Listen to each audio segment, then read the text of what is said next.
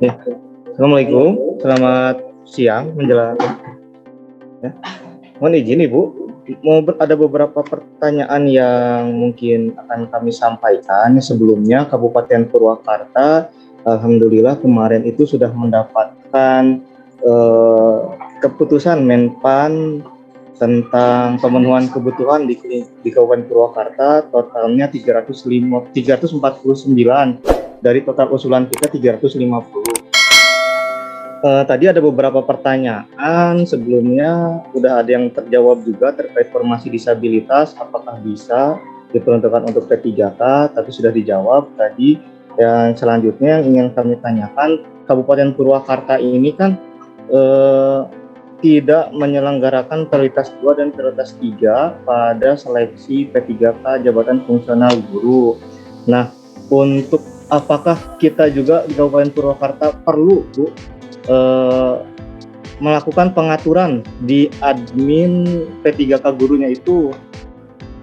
Nah, itu pertanyaan yang pertama. Pertanyaan yang selanjutnya, untuk syarat khusus, Bu, di kita di Kabupaten Purwakarta khususnya tenaga teknis itu ada beberapa, apakah diperkenankan untuk menyertakan syarat khusus yang spesifik gitu, Bu, bahwa misalkan bahwa si peserta pelamar itu harus melampirkan sertifikat, kemudian salah satunya itu, yang kedua masa kerja gitu, Bu, untuk syarat khusus itu. Mohon pencerahannya, Ibu. Terima kasih. Mungkin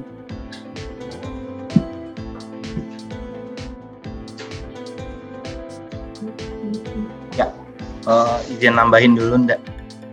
Ya, jadi untuk syarat-syarat kalau untuk P3K guru itu sama kayak tahun lalu, karena pesertanya sama kayak tahun lalu dan beberapa pesertanya yang sama kayak tahun lalu ya. Jadi untuk persyaratan khususnya kita sudah koordinasi dengan Dikbud, untuk dokumen disamakan gitu.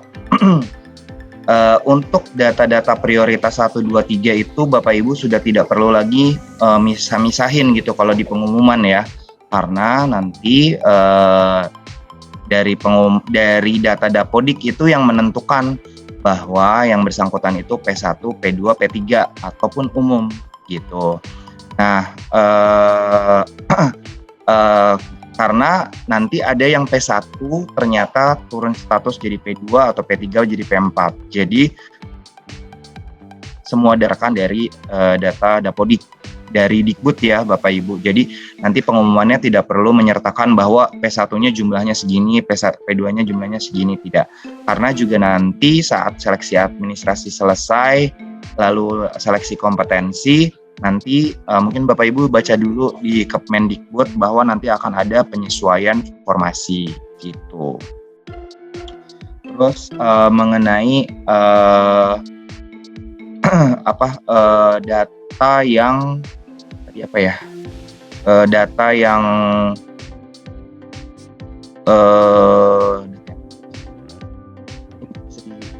apa ya tadi ada pertanyaannya syarat khusus ya. Syarat khusus untuk P3K guru itu mungkin tidak ada karena harus sama kayak tahun lalu. Yang teknis kayaknya Mas. Nah, ya. Jadi mau nambahin masa kerja.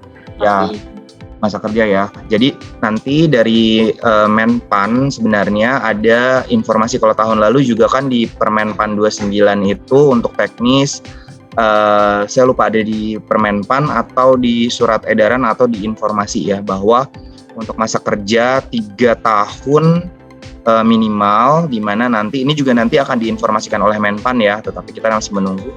Masa kerja itu minimal 3 tahun yang dibuktikan dengan surat rekomendasi atau surat pengalaman kerja dari instansi pemerintah yang ditandatangani minimal pimpinan JPT Pratama. Itu kalau yang bekerja di instansi pemerintah. Kalau yang instansi swasta minimal yaitu adalah direktur atau kepala divisi yang membidangi sumber daya manusia atau HR-nya di swasta. Jadi saat ini masih itu persyaratan khususnya, nanti itu yang wajib. Nah, mungkin nanti persyaratan itu juga kita akan informasikan, karena mungkin untuk nakes dan di teknis itu belum ada di Permenpan 29 ya. Karena tahun lalu juga itu adalah persyaratan tambahan yang memang sewaktu sosialisasi Menpan itu untuk ditambahkan. Itu yang nanti akan kita informasikan. Gitu. Baik, jadi untuk admin P3K Guru nanti lebih ke mengatur user berarti ya Mas, sama melakukan pengecekan terhadap formasinya apakah sudah sesuai atau belum. Karena nanti verifikasinya akan diserahkan ke masing-masing instansi, gitu ya Mas ya? Iya betul, seleksi administrasinya di instansi. Kami dari Pemprov DKI Jakarta tadi mungkin sudah ditanyakan oleh teman-teman dari BKD-BKD di seluruh Indonesia, namun ada beberapa hal mungkin yang perlu kami tekankan terkait dengan terutama untuk pengadaan P3K formasi guru, bahwa kami di Pemprov DKI Jakarta tadi mungkin di awal sudah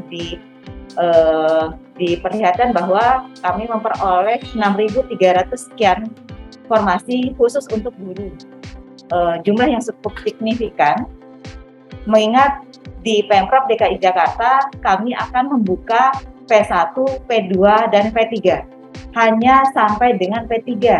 Jadi kami tidak membuka untuk umum dalam hal ini. Yang jadi persoalan tadi kami belum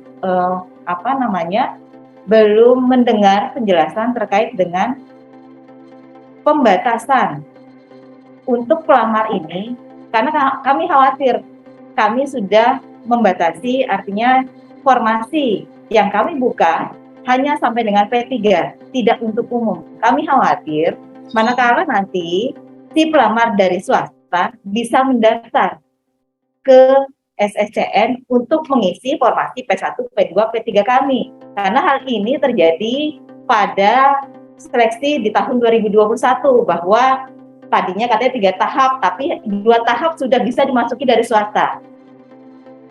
Akhirnya, formasi di Pemprov DKI Jakarta hampir 30% diisi dari pegawai-pegawai yang bertugas bukan di Pemprov DKI Jakarta.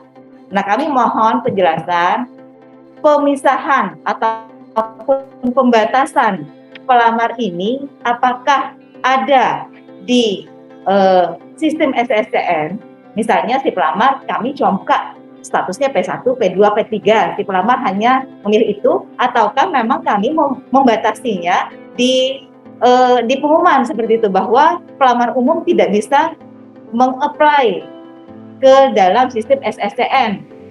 Karena kalau misalnya si pelamar umum bisa meng-apply lamarannya ke sistem SSCN, sementara kesempatan mereka hanya 1 kali, kami nanti di demo, kok kami ikut melamar tapi nggak punya kesempatan untuk memilih formasi ataupun mendapatkan formasi yang dibuka oleh BKD DKI Jakarta, seperti itu. Kemudian terkait dengan tadi untuk jadwal mungkin sudah disampaikan bahwa memang di BKN juga saat ini sedang menunggu jadwal dari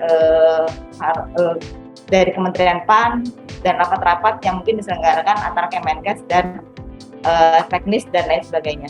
Nah, itu mungkin Bapak Ibu dari BKN terkait pertanyaan yang akan kami tekankan, apakah memang pembatasan itu di sistem SSCN ataukah ada di pengumuman yang nanti akan kami umumkan. Terima kasih. Billahi taufiq wal hidayah. Wassalamualaikum warahmatullahi wabarakatuh.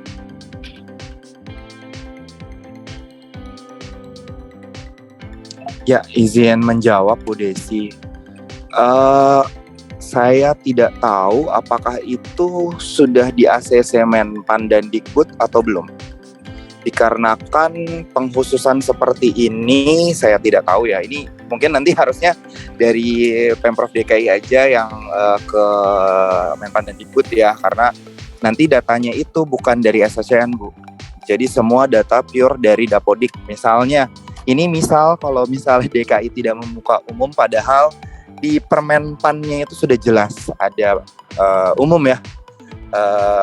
Nah, ini saya tidak tahu apakah nanti menyalahi atau enggak. mohon untuk dikoordinasikan saja. Jadi bukan di sini Bu Desi, nanti juga harus koordinasi dengan Dikbud untuk data yang dikirim ke SSCN-nya. Karena SSCN hanya untuk menerima statusnya saja. Yang menentukan, karena sudah diterstate bahwa yang menentukan itu berdasarkan data dari Dapodik, Dikbud, gitu Bu. Jadi mungkin ini nanti dari Pemprov DKI aja ke teman-teman di Kemenpan apakah disetujui seperti ini atau enggak gitu. Terima kasih.